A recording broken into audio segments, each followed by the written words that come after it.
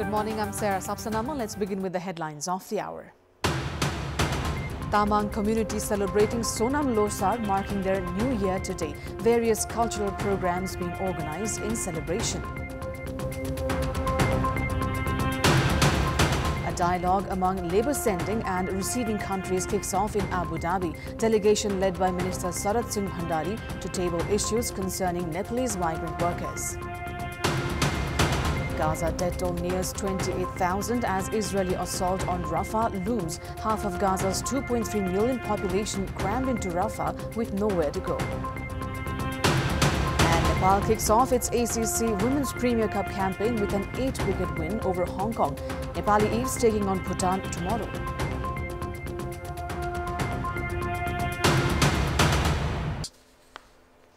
The Tamang community are celebrating Sonam Losar, marking a new year in their calendar today. Various cultural programs are being held in many parts of the country to mark the celebration. The day also marks New Year in Nepal's northern neighbor, China. Sonam Losar falls on the second new moon after the winter solstice, which is usually on the Shukla Pratipada day based on the Nepalese lunar calendar. People from the Tamang and Hyolmo community celebrate the day by performing rituals, meeting their loved ones, performing dance and sharing delicacies. Based on the community's calendar, there are 12 different years signifying rat year, cow, tiger, rabbit, dragon, snake, horse, sheep, monkey, bird, dog and pig. Today marks the beginning of the year of the dragon. UAE's Abu Dhabi is hosting a dialogue among labour sending and receiving countries from today. Nepal's Minister for Labour, Employment and Social Security, Sarat Singh Bhandari, is leading the Nepali delegation to participate in the dialogue. The ministry had finalized the issues it will raise at the dialogue last week. The Nepalese delegation is expected to raise the issue of capacity development of workers, increasing the participation of female workers and ensuring their security and digitalization of labour enrollment process. Likewise, ministry officials have said the discussions will also dwell on upgrading the labour agreements with Saudi Arabia and Qatar, among others.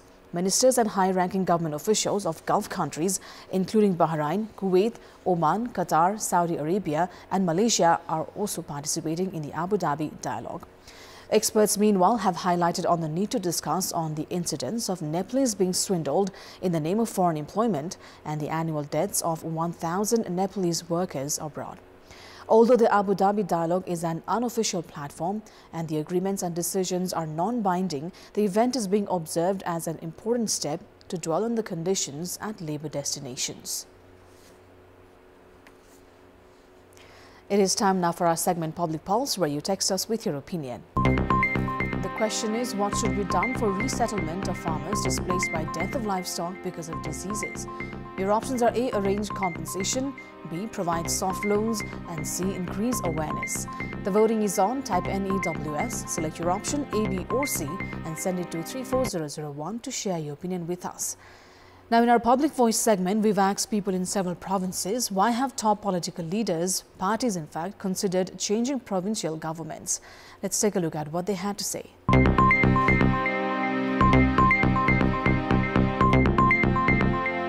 नेताहरू अथवा कार्यकर्ता व्यवस्थापनको लागि साथै हैन सत्ता मोह आफ्नो अनुकूलको सरकार बनाउने आफूले आफन्तहरू आफन्तहरू मिल्ने कुम्ल्याउनु भएको छैन आफ्नो मान्छे हाल्न नपाएर आफूले लुटेर खान पाएनन् त्यसकारणले हो नयाँलाई चान्स दिउँ नयाँले के गर्न सक्छन् कि भन्ने सन्दर्भमा पनि यो परिवर्तन गर्न लागेको हुन सक्छ बाडी चुडी खानको लागि मात्रै हो पालै पालो राज्यको ढुकुटी सिद्ध्याउने खेल हो सत्ता स्वार्थमा दलहरू लाग्दा प्रदेश सरकारहरू परिवर्तनका कुराहरू आइरहेको देखिन्छ आफ्नै उसहरू नेताहरू ल्याउनको लागि जनता जेसुकै अवस्थामा होस् तर हामी कसरी बलियो होस् त्यो सोच राखेर यिनीहरू मध्य सरकार अथवा प्रदेश सरकार जुन ठाउँको पनि फेर्ने कोसिस गरिराखेका छन् जनताले पाउने अधिकारबाट वञ्चित गर्नको लागि यिनीहरूले आएर पटक पटक सरकार फेरबदल गर्ने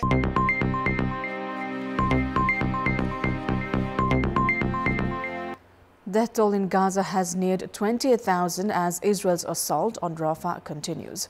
Israeli Prime Minister Benjamin Netanyahu has ordered the military to develop a plan to both evacuate civilians from Rafah and fight Hamas, as Palestine's UN envoy questions where civilians will be evacuated amid the planned attack. The United Nations has said half of Gaza's 2.3 million population is now crammed into Rafah with nowhere to go, warning the displaced have no homes and no hope. As of late, Israeli snipers in Khan Yunis has killed at least 21 people outside Nasser Hospital, with medical staff among those targeted. Within the last 24 hours, 107 Palestinians have been killed and 142 injured in Gaza. US President Joe Biden has called Israel's attack on Gaza over the top and has said he continues to work tirelessly for an extended pause in the fighting. At least 27,947 Palestinians have now been killed and 67,459 wounded in Israeli attacks on Gaza. More than 600,000 children and their families have been displaced in Rafah, according to the United Nations Office for the Coordination of Humanitarian Affairs, OCHA, reports. Candidates linked to jailed former Prime Minister Imran Khan's political party are in the lead in Pakistan's election, ahead of two dynastic parties believed to be favoured by the military as vote counting enters its final leg. Independent candidates, most backed by the PTI, have won 99 seats so far out of 266 total in the National Assembly. The PMLN has won 71 and the PPP 53. Results are still due for more than a dozen seats. In an AI-generated victory speech posted on the social media platform X, Khan described the vote as an unprecedented fightback from the nation that resulted in Pakistan Tehreek-e-Insaf's landslide victory, despite what he calls a crackdown on his party. Khan's PTI candidates were forced to run as independents after they were barred from using the party's symbol, a cricket bat, to help illiterate voters find them on the ballots. Meanwhile, another former Prime Minister, Nawaz Sharif, who heads the PMLN, has said he would seek to form a coalition government after his party trailed the independent candidates backed by Khan.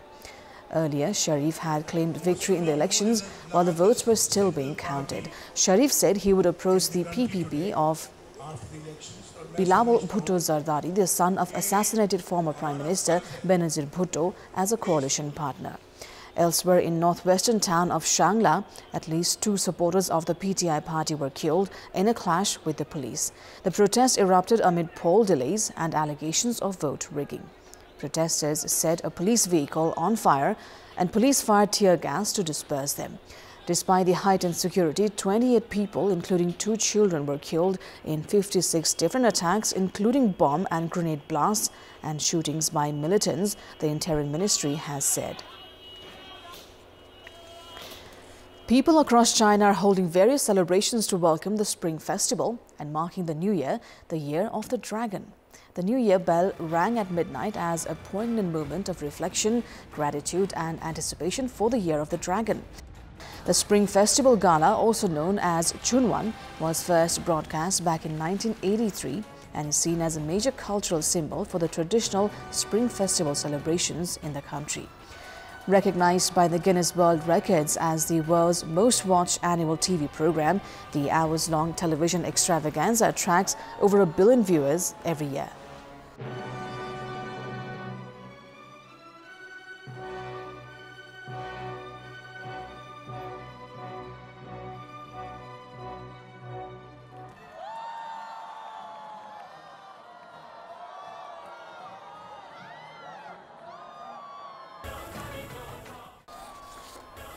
Senegalese security forces clashed with hundreds of protesters opposed to the delay of a presidential election as the Justice Minister rejected allegations that the postponement was an attempted power grab.